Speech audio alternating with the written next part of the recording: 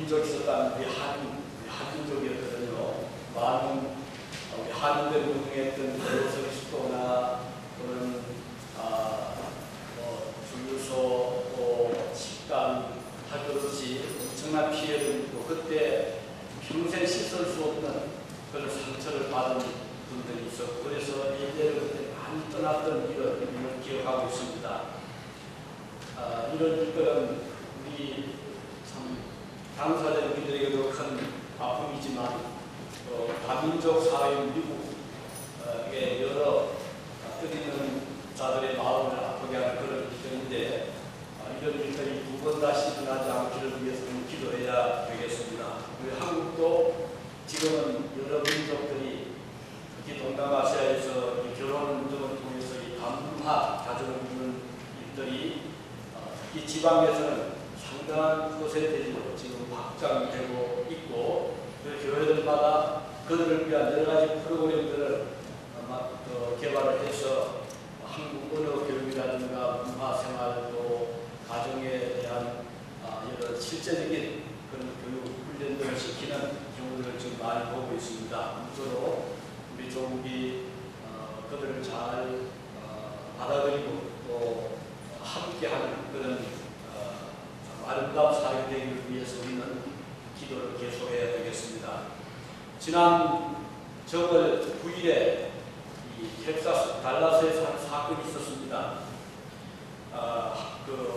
우리 한인 운영하는 주유소에 한 흑인 목사님이 들려서 기록을 해서를 수입하는 과정에서 분쟁이 일어났습니다. 왜 당신 가게는 딴 데보다 더 비싸게 받고 또 10불 이하를 왜 신용카드 결제를 하지 못하느냐 항의를 받은 한인 목주가 그러면 다른 데 가서 넣어라 이렇게 시비가 붙었습니다. 그랬더니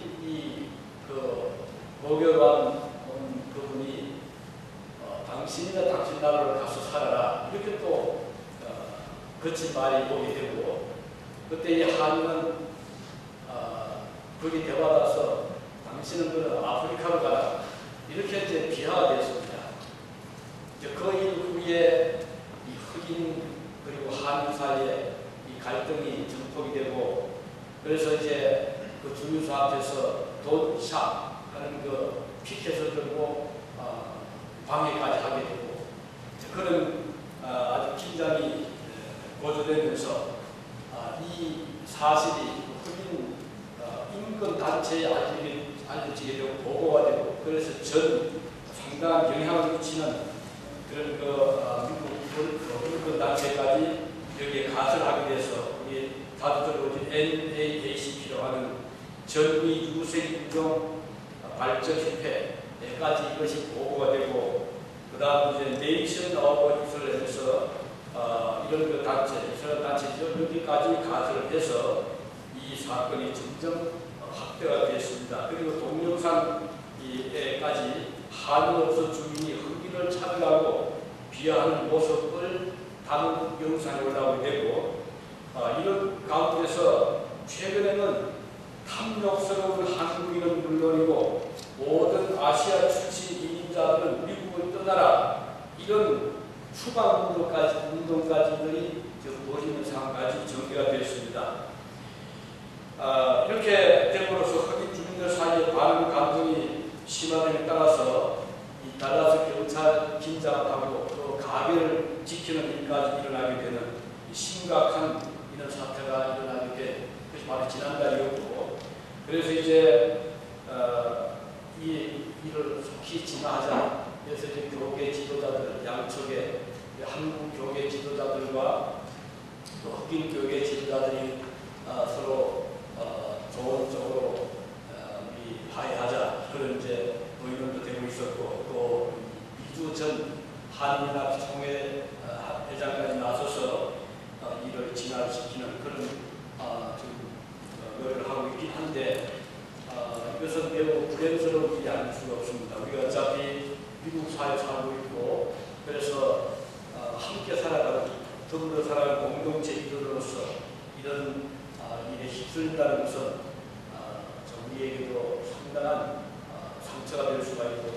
자라는 2세들, 우리 3세들에게도 매우 아픈 그런 일이 될 수가 있기 때문에 우리 많이 기도를 해야 되겠고, 특히 여기 유지면은 아직 그런 정도는 아니지만 우리가 그래서 매우 조심스럽게 내 자신만 위해서 하는 우리의 다음 대를 위해서 또 많은 우리를 위해서도 오늘 저와 여러분의 헌행은 상당한 의미를 가지고 있기 때문에 저희들은 일에 많은 신경을 쓰고 있습니다. 그래서 여기 유진에 있는 중국 교회, 또 일본 교회, 또 멕시칸 교회, 백인 교회 할 것 없이 이런저런 모임에 의도적으로 그래서 저는 많이 참가를 하고 있고 노력을 하고 있긴 한데, 그러나 많은 분들은 이런 일에 대해서 별 관심이 없잖아요. 그리고 뭐 내일도 바쁜데 굳이 뭐 협회까지 돌아볼 그런 여유가 없다. 또 교회가 왜 그런 일에 나서야 되느냐 이런저런 말을 하는데, 사실은 교회라는 이 단체 조직은 이 세상에 세워주신 하나님의 역사를, 하나님의 뜻을 전하는 최전방에 지금 최전선에 있는 한 단체이기 때문에 우리가 여기에서 행하는 모든 일거수일투족은 바로 주님 나라와 직결되고 있고, 또 이민사회에도 아주 긴밀한 그런 연결고리가 되고 있기 때문에 오늘 저나 여러분들의 생각은 많이 좀 그쪽으로도 좀 마음 열어야 될 때라고 생각을 합니다. 이번에 우리 다음 주죠. 주말에 아시아 에이지언 셀레브레이션을 해서 아시아 축제가 유진에서 있는데, 많은 분들이 지금 TV 켜 보시면은 각 광고 중에 바로 부채춤 나와. 이게 바로 저희 교회에서 우리 아이들이 한 그것을 계속 지금 이 광고를 활용을 하고 있을 정도로 저희 교회가 약 15년 전부터 깊이 여기에도 개입을 하고 있거든요. 이렇게 해서 우리가 이 같이 살아가는, 우리가 같은 아시아인으로서 한때는 한 몇 년 전에는 없어져 이런 말이 있었을 때 우리보다 백인들이 고맙게도 더 아주 절대적인 지지를 하면서 아니다, 계속해야 된다, 너희 아시아인들을 위해서 그렇고 위해서 그렇고 없어서 안 된다, 그런 요청까지 있었던 일이 있었습니다. 이것은 결코 우리가 이런 행사를 하는 것은 특히 오래전부터 아시다시피 이 백호주의 사상이 미국이라는 것입니다. 가장 미국에서 흑인 비율이 적은 것이 오래전입니다. 그 이유는 오랫동안 무색 인종을 막았어요. 들어오지 못하게 했던 것이 오래전이거든요. 그만큼 저희가 아주 다른 데 비하면 그렇게 망하는 것이 아니기 때문에 오늘 우리가 동양이지만 여기에서 우리의 행동은, 우리의 은행은 매우 중요한 의미를 가지고 있습니다. 그래서 이번 우리 아시아 행사들도 저희가 물론 음식도 하기도 하지만 문화 행사는 우리가 유일하게 한국을 대표 본의 아니게 대표하는 그런 성격을 가지고 지금 매 년마다 우리가 문화를 선보이고 보존 운동을 펼치고 있는 이유는 바로 좀 더 우리의 친숙한 우리의 여러분의 이웃이다, 우리도 함께 살아가는 이런이라는 것을 그들에게 알려주고 있는 것입니다. 그리고 이제 영상안에 수차례 제가 부탁을 해서 한 3년 정도는 시애틀 총영상안에 내려와서 부서도 만들고 한국관도 만들고 했는데, 작년 재작년부터 또 스타트 됐어요. 그래서 또 제가 부탁하고 있긴 한데, 지금 일본은 총영사가 직접 나와서 그 오프닝 세레머니 때 인사를 하고, 인도네시아 총영사도 그렇게 하고 있는데, 한국은 그건 물론 없었고, 또 부서마다 분들이 없어 이런 상황입니다. 그래서 우리가 좀 더 기도하면서 좀 더 우리가 개입을 하고, 우리 지역 사회에 우리 한인으로서 어떤 한 역할을 좀 더 강화시켜야 될 그런 때가 왔다고 생각을 하고 있습니다. 아무쪼록 이런 기도해 주시기를 바라고, 우리 로고 유학생만 해도 얼마 전까지 한국 학생이 제일 많았거든요. 그 다음 두 번째가 중국 학생이, 지금은 중국 학생이 제일 많습니다. 약 2,000명 정도가 지금 유학생, 중학생도 와 있고, 그 다음 이제 한국 학생들이 좀 와 있고, 뭐 이렇게 분포되어 있는데, LCC 같은 경우는 한국 학생이 지금 아까 여쭤보았더니 지금 제일 많습니다. 그 정도로 우리 한국 사람들이 학교든 이 지역사회든 역할을 크게 할 수 있는 그런 지금 여건이 되어 있긴 한데, 과연 우리가 이 지역사회에서 어떻게 이 시대를 감당하고 또 권리소인으로서 사명을 여기 지역사회에서 세상의 소금, 세상의 빛으로서 역할을 해야 될 것인가는 기도하면서 고민을 해야 될 그런 일로 생각을 합니다. 오늘 이 창세기 4장을 보면 아담의 아들 중 가인과 아벨이 드린 이 제사와 그로 인한 형제간의 살인의 기록이 4장에 기록되어 있잖아요. 어려울 때는 형제라는 말이 있지만 반드시 그런 것은 아닌 것 같아요. 아담과 하와의 타락으로 죄가 세상에 들어왔고 그 죄의 씨는 형제간의 우애를 끊어버리고 가인은 그의 길을 따라서 유리하는 자가 되고 말았습니다. 아벨은 그 피를 땅에서 얻어 후손이 더 이상 자손을 계승시키지 못하게 되었죠. 그러나 하나님께서는 이 아벨을 대신하여 셋이라고 하는 아들을 주심으로 계속해서 믿음의 계보를 이어가게 하셨습니다. 창세기 4장 25절 보면 아담이 아들을 낳아 그 이름을 셋이라 하였으니 이는 하나님이 내게 가인이 죽인 아벨 대신에 다른 씨를 주셨다고 기록이 되고 있습니다.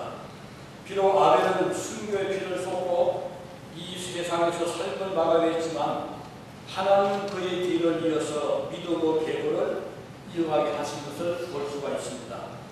하나님께서는 아벨의 혈통을 통하여 후손을 이어가게 하신 것이 아니고 오히려 아벨의 신앙의 유산을 가지고 세상에 오게 한 분을 통해서 대를 이어가게 하신 것입니다.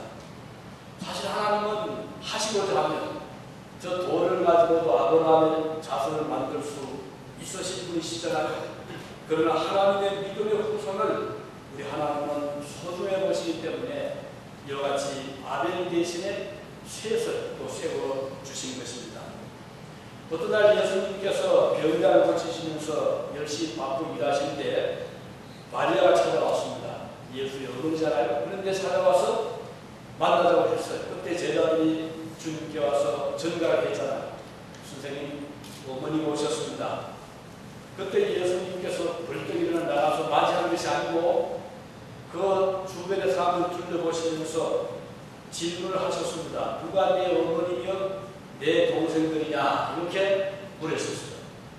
그리고 주님은 말씀하시기를 나의 모친과 동생들을 보라.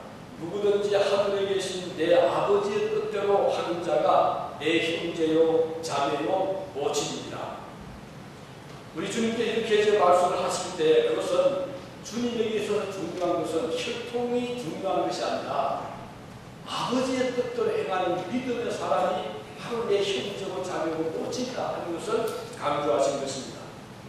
오늘 본문에 오면 이 아담의 후손 중에서도 셋의 후손 계통이 쭉 이어지고 있습니다. 물론 가인의 후손도 이어져 갔지만 이 본 5장에서 그리고 6장을 이어가는 것을 보면 이 셋의 계통이 쭉 기록이 되고 있습니다.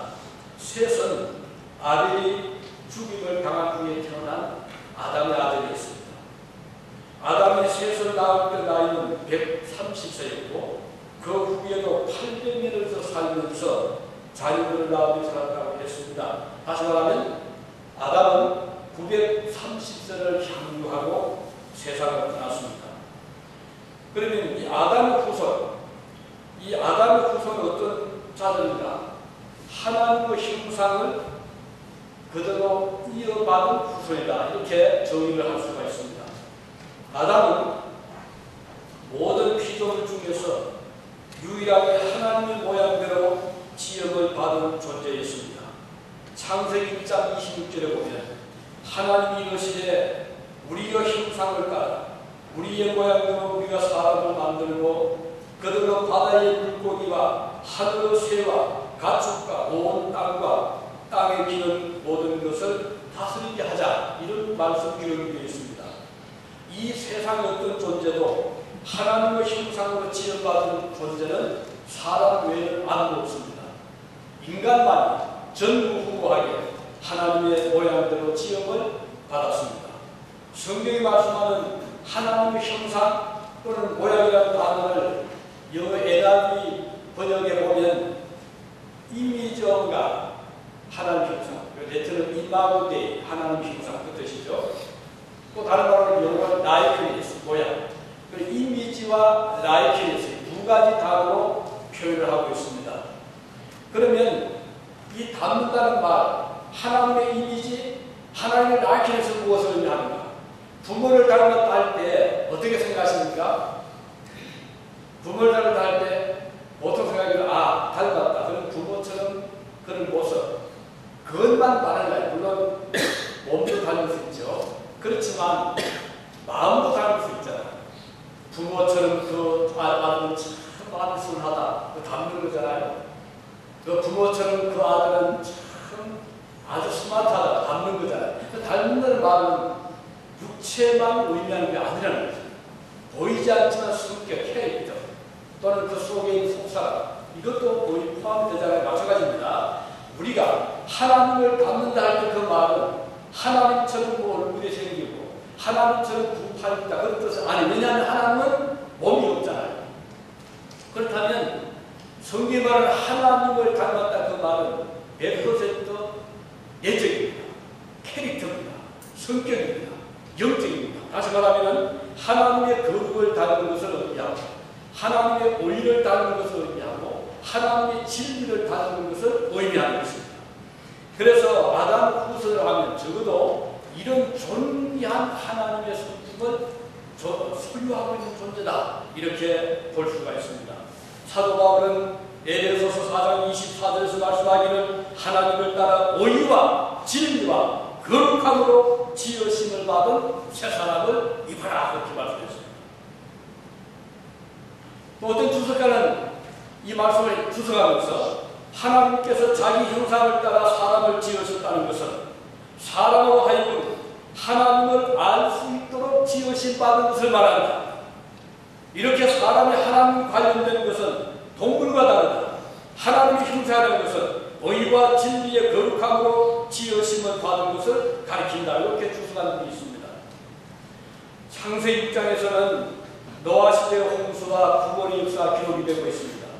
불행스럽게도 노아 시대 사람들은 하나님의 형상과 모양인 거룩함과 의로움을 상실했습니다. 그 결과 이 세상에는 죄악이 가득하게 되었습니다. 사람들의 마음에 생각하는 모든 계획이 항상 악할 뿐이라고 기록이 되고 있습니다. 6장 5절에요. 물론 그들의 육체는 아담과 같았잖아요. 바뀌는 것은 그들의 마음 예적인 변화였습니다. 그들의 정신 세계는 변질이 되었습니다. 하나님의 형상의 예적인 본질을 상실했다는 것입니다. 생각이나 계획이 악으로 다른지 쳤습니다. 온갖 부정과 죄악이 노아 시대 사람들의 마음을 지배했다는 것입니다. 하나님께서는 이 세상에 사람 지으셨음을 오죽하면 한탄하시고 영어로 regret, 후회하시고 이렇게 말씀했습니다.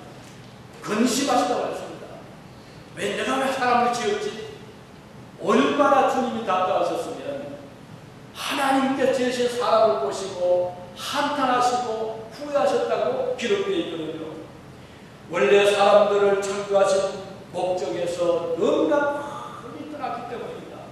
마치 궤도를 벗어난 유성처럼 인간은 하나님의 축복의 미래를 다 잃어버리고 말았습니다. 그런데 하나님은 그 당시 백성들을 그래도 포기하지 않으셨어요. 그 좋은 증거 노아를 선택한 겁니다. 창세기 6장 7절에 보면 이렇게 기록이 되고 있습니다. 이러시되 내가 창조한 사람을 내가 지면에서 썰어버리되 사람으로부터 가축과 기름과 공주새까지 그러하니 이는 내가 그것들을 지었음을 한탄함이니라. 그러나 8절은 그러나 노아는 여호와께 은혜를 입었더라. 막 6기절입니다. 쭉 많은 기절 하나님 한탄하시고 그러지 마시고 나오다가 그러나 노아는 여호와께 은혜를 입었더라. 요 한 기절이 인류를 살린 큰 기절이 되고 있는 것입니다. 이 중요한 말씀입니다. 노아는 다시 말하면 하나님의 형상을 간직할 수 있는 지금 길을 발견하게 된 것입니다. 구절에 보면 이렇게 기록이 되고 있죠. 노아는 오인이요 당대의 완전한 자라. 그는 하나님과 동행을 하였으며 당시의 모든 사람들이 하나에서 10가지 모든 사람들이 하나님을 멀리 떠나서 생각 자체부터 계획부터 항상 악했는데 노아는 하나님께 은혜를 받았어요. 은혜를 입었는데 그 결과로 노아는 당대의 오인이요 완전한 자라. 그는 하나님과 동행을 했다고 기록이 되고 있습니다.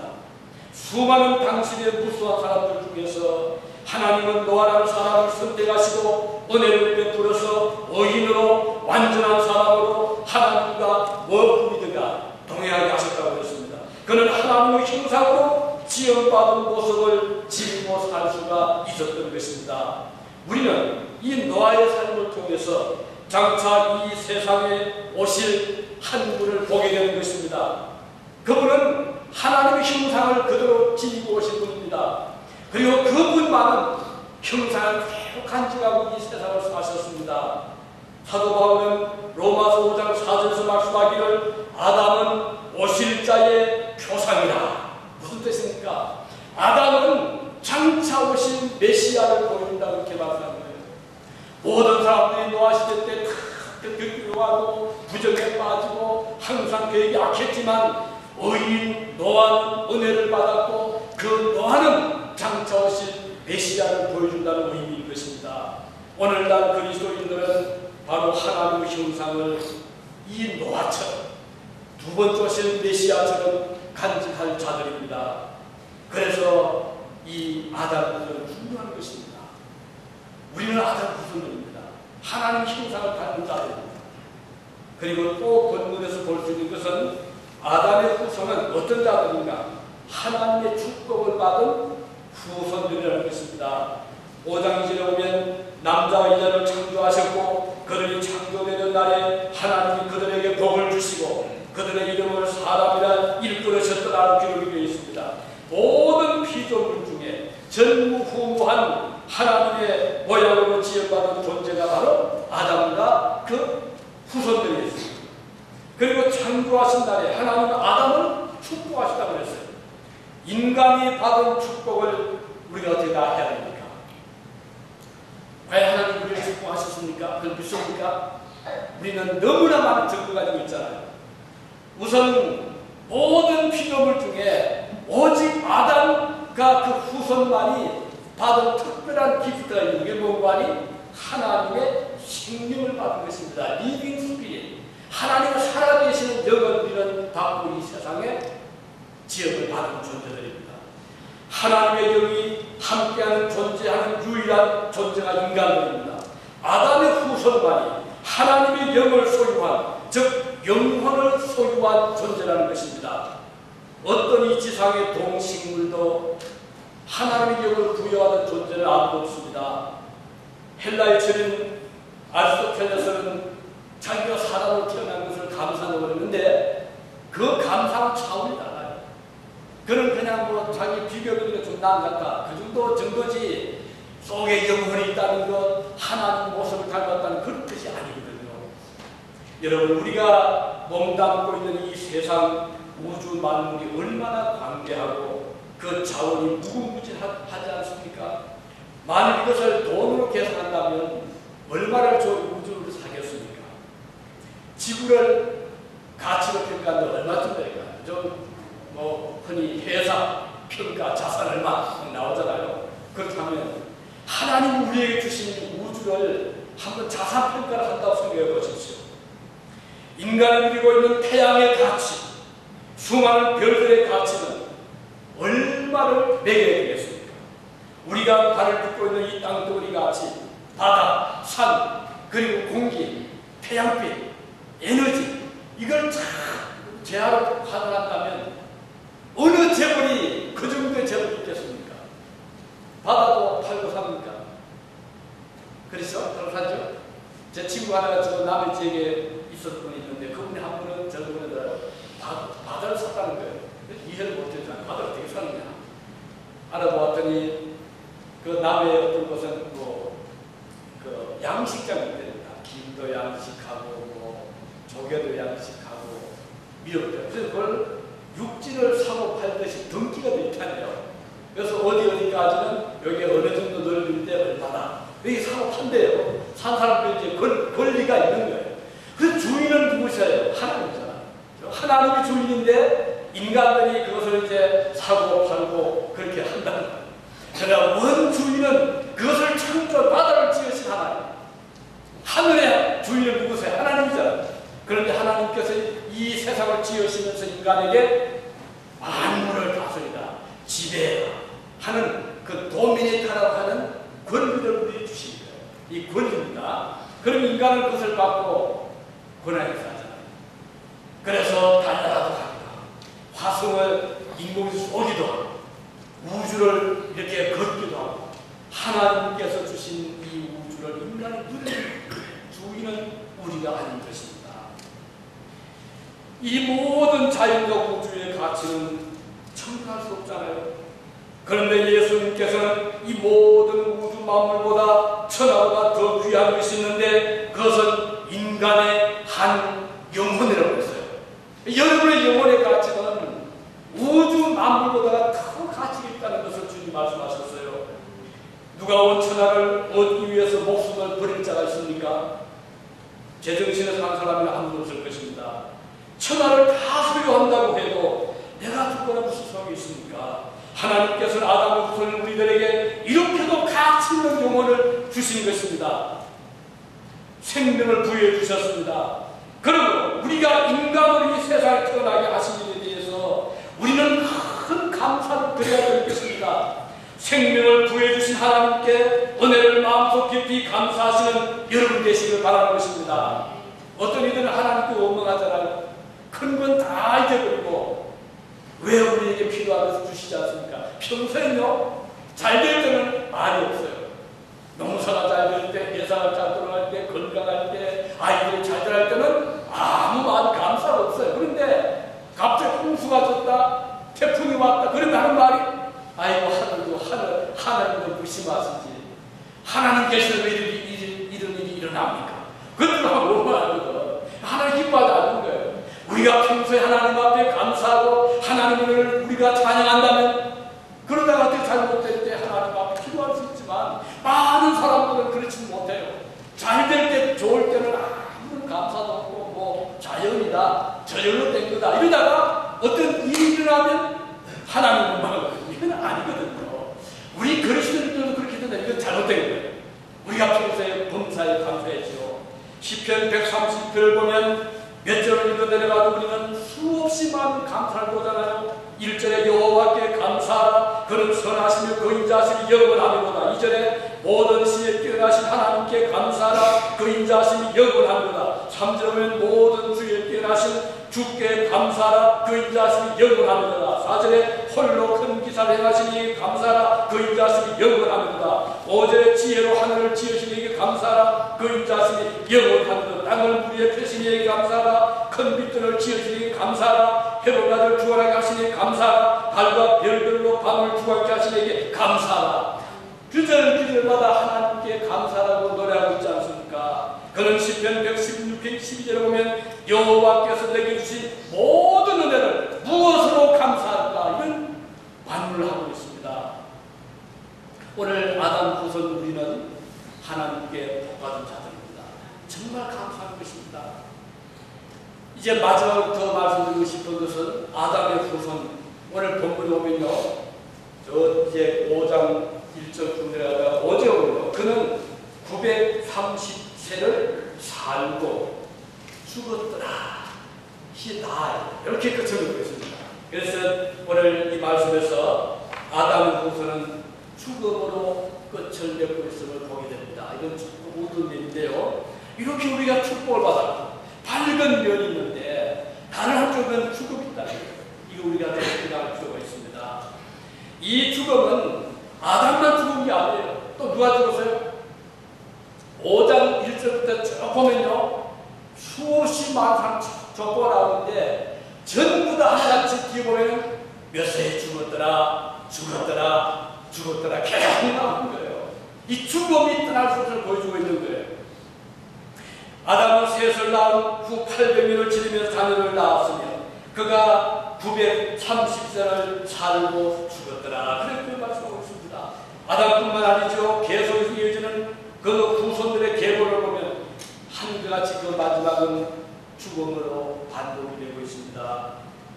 아담이 처음 지어받을 때는 어떤 존재였습니까? 불멸의 존재, 죽지 않는 존재였어요. 하나님의 형상과 모양이라는 말 속에서 인간도 하나님처럼 죽지 않는 존재라는 뜻이 포함되어 있는 단어입니다. 하나님은 영생 불멸하잖아요. 근데 어떻게 인간이 죽어요? 하나님을 닮아서 죽지 않아야 되잖아요. 원래 지음받을 때 인간은 죽지 않게 지음을 받은 존재입니다. 죽음과 상관없는 존재로 하나님 닮은 존재를 지음받았거든요. 그런데 아담과 하와가 선악과를 따먹은 일로 인해서 죽음이 그들을 찾아왔습니다. 이건 이제 잘못된 겁니다. 정령 죽어들 하신 그 하나님의 경고대로 죽음이 찾아왔잖아요. 그리고 얼마 안 가서 아벨은 피살되고 말았어요. 죽었잖아요. 가인은 죽습니다. 이후에 모든 아담 후손들은 한결같이 죽었더라는 말로 끝을 맺고 있습니다. 그 이유는 아담과 하와의 불순종의 결과입니다. 이 어떤 누구도 만약 죄가 없다면 살게 삽니다. 만일 제가 죄가 없다면 저는 죽지 않을 수가 있을 것입니다. 그러나 불행스럽게도 로마서 3장 10절에 보면 의인은 날이 하나도 없다고 했어요. 한 사람도 의인이 없다. 그 말은 모든 사람이 죄인이고 모든 사람이 죄의 결과인 죽음을 맛보게 되어 있다는 것입니다. 히브리서는 말하기로 히브리서 9장 27절에 한 번 죽는 것은 사람에게 정하신 것이요 그 후에는 심판이 있으리라. 한 번 죽는 것은 사람에게 정하신 것이란 말입니다. 이 정하신 것이라는 말은 죄의 결과로 하나님께서 그렇게 만드셨다는 그 뜻이거든요. 죽음은 사실은 비정상입니다. 원래 하나님은 목적은요 아담과 하와 그 후손이 죽음에 이르도록 창조하신 것이 아니었습니다. 타락 때문에 불행한 죽음이 찾아오게 된 것입니다. 따라서 죽음은요 자연의 한 조각이 아닙니다. 자연적인 것이 아닙니다. 많은 사람들 생각에는 자연이다. 아닙니다. 인간의 죽음은 절대 자연이 아닙니다. 이건 비정상입니다. 그래서 과학자들이요 왜 인간의 세포가 늙는지 아직까지 규명을 못하고 있습니다. 의사들이 왜 사람이 늙는지를 모르고 있습니다. 그 이유는 원래 창조받을 때 인간은 죽음의 존재를 지어받지 않았기 때문에 그런 것이에요. 이거 아니고 신비입니다. 인간의 육체가 왜 세포가 왜 이렇게 쇠자라고 왜 늙는가 아무도 모르는 거예요. 다만 인간의 타락은 불행한 결과가 죽음일 것입니다. 그래서 오늘날 사람들이 죽어버리지 이것은 비정상입니다. 결코 그럴 수 없는 거예요. 죽음은 인생 끝이 아닙니다. 하나님 뜻이 아닙니다. 하나님께서 독생자를 이 땅에 보내신 것은 그 죽음을 물리치시기 위해서 보내신 거예요. 보세요. 왜 예수께서 오셨습니까? 주님은 인간이 죽는 것은 인간의 갈 길이 아니기 때문에 생명을 다시 회복시키기 위해서 그리스도께서 이 땅에 오신 것입니다. 그분이 말씀하시기를 나는 길이요 진리요 생명이니 생명을 말씀하시지 않았습니까? 창세기 초반에 이렇게 수없이 많은 사람들의 죽음을 기록하는 것은 사람들로 하여금 죽음을 진지하게 생각하도록 하기 위한 뜻이 있습니다. 만일 죽음이 자연의 한 조개 부분이라면 우연의 산물이라면 이렇게 죽음을 기록할 필요가 없습니다. 자연이라면 예를 들면 사람이 이제 하나의 우리의 육체 생리적인 현상입니다. 이걸 가지고 계속해서 누가 잡다듬게 하지 않거든요. 이건 다 자는 거니까. 먹는 거 마찬가지예요. 사람이 배고프면 에너지를 위해서 먹잖아요. 이게 뭐 특별한 게 안 그러니까 성경은 누가 뭘 먹고 크기로 하는 적이 없어요. 그러나 비정상적인 것은 뉴스가 왜 나옵니까? 평소에는 뉴스 날 필요가 없어요. 누가 뭐 태어나고 누가 어떻게 해서 하는 거고 저럴 필요 없잖아요. 그런데 어떤 사건이 일어나면 이건 비정상적인 뉴스가 뜨잖아요. 성경에 유독하게 죽음을 이렇게 많이 기록한 것은 죽어서 안 될 존재가 죽기 때문에 하나님은 그것을 우리 보여주는 거예요. 죽었다, 너도 죽을 것이다. 그거잖아요. 오늘 이 세상에 죽음이 인간의 정상적인 마지막이 아니기 때문에 성경은 많은 부분을 하려해서 인간의 죽음에 대해 진지하게 말씀하고 있는 거예요. 오늘 이 세상에 드려진 죽음의 그늘이 워낙 두텁고 강력하기 때문에 많은 사람들은 죽음의 피해를 잘 인식하지 못하고 있을 뿐입니다. 우리 주님은 이 죽음의 무서운 세력을 대항하여 이 땅에 생명을 오셨습니다. 그러나 사람들은 그 주님을 알지를 못했잖아요. 빛이 어둠에 왔지만 깨닫지를 못했다고 했습니다.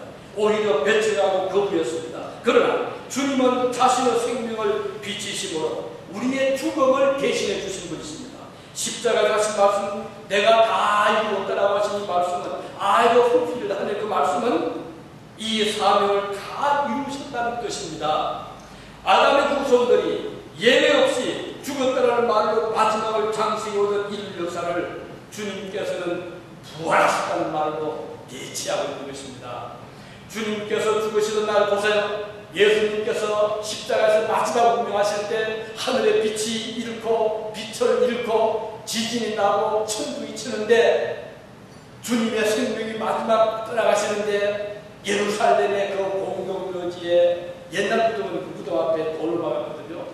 돌들이 막 굴러가고 무덤이 열리면서 죽었던 자들 살아나온 거예요. 한 사람이 죽는데 한쪽에서 살아나오는 게 무슨 뜻입니까? 예수께서 죄의 무거운 인류의 죄를 한 몸에 지시고 돌아가실 때 하나님의 공의를 성취하실 때 만족시키실 때 그 죄 때문에 죽었던 사람들이 무덤에서 이제는 죄의 빚이 없잖아요. 이제는 죽음을 같이 필요가 없잖아요. 그래서 많은 죽었던 자들이 무덤의 문을 깨치고 살아나오는 거예요. 주님이 죽으심으로 많은 사람들이 부활을 하는 것입니다. 오늘 저와 여러분들은 생명을 얻은 자들, 왜? 예수님의 고귀한 희생의 죽음을 통해서. 그래서 우리는 이제는 죽음을 두려워할 필요 없는 거예요. 이제 우리는 죽음의 권세 아래 있을 필요 없는 자들이에요. 이제는 우리는 살아 역사하는 영생의 소유자가 되는 것입니다. 이것이 바로 복음이고 아담의 둘째 아담인 예수께서 이루신 큰 사역인 것입니다. 주님은 죽었던 나사로, 나흘이 되어서 부패돼가는 나사로, 냄새가 나던 나사로를 주님은 무덤에서 나사로야 나오라라고 불러내 주셨습니다. 죽었던 야이로의 딸을 살려내 주셨습니다.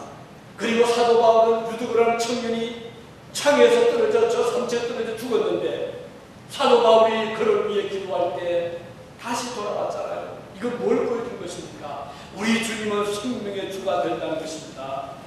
이 아담의 후손들은 죽었더라는 말로 생을 마쳤지만 이제 둘째 아담이신 그리스도의 자녀들은 이제는 부활하게 되었다는 말로 성령을 선언하게 되는 것입니다.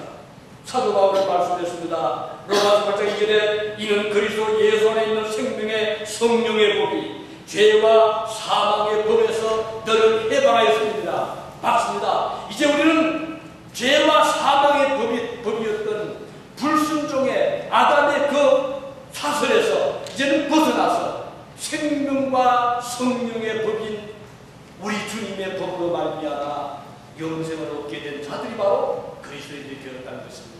이 귀한 축복이 오늘 저와 여러분의 일생을 지배하시기 바랍니다. 우리가 세상을 떠날 때 기쁨을 주님 앞에 설 수 있기를 진심으로 바랍니다. 기도하시겠습니다. 은혜로우신 우리 아버지 하나님 감사드립니다. 오늘 주신 아담의 후손된 저희들 우리가 받은 축복이 너무나 크고 너무나 감사드립니다. 첫째 아담은 주님을 배반하고 불순종하고 거역하고 선악의 과일을 파먹었지만 둘째 아담 되신 예수님은 그 몸을 십자가에 버려주심으로 우리의 모든 죄를 대신하여 공의를 만족시켜 주셨고 빚을 갚아주심으로 이제 우리는 영생을 얻게 되었습니다. 참으로 감사를 드립니다. 이 믿음에 굳게 서서 믿음으로 승리하는 저희들이 되게 하여 주시옵소서. 주님의 이름으로 기도드리옵나이다. 아멘.